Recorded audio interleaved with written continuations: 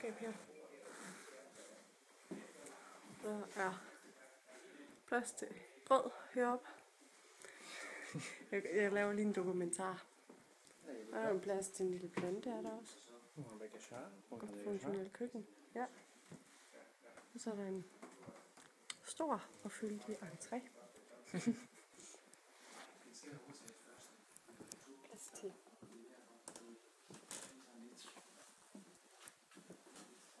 lidt bøger. Jeg skal lige have den her fine hylde her. En indbygget hylde. Der er masser af hylder her.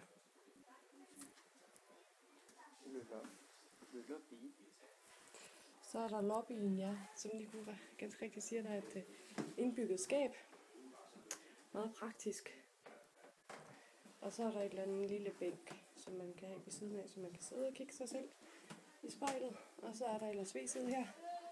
Og der er alt, hvad der skal bruges. WC. Der er plads til håndklæder heroppe.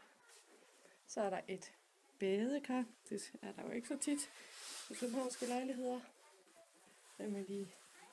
Så kan man sidde der. Og så er der gården herude. Og så er der håndvask her. Godt ud igen. Og så er der skab.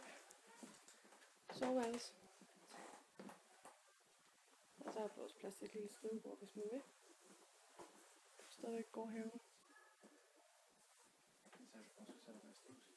Ja, det her det bliver hernede. Måske. Og så er der plads til sko her.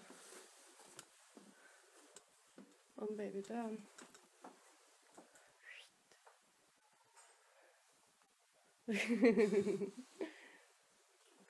Sådan. Så vi se, om vi kan få en kig ind i stuen. Ja, er det okay, vi laver en lille film? Hvad? Det er fordi, det er til mine forældre. Vi skal se på den for mine forældre.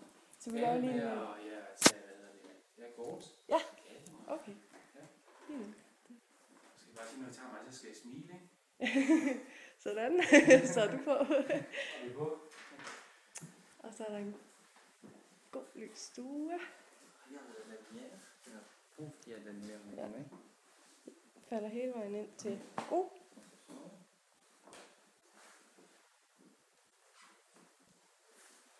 Så er der sofa i hjørnet.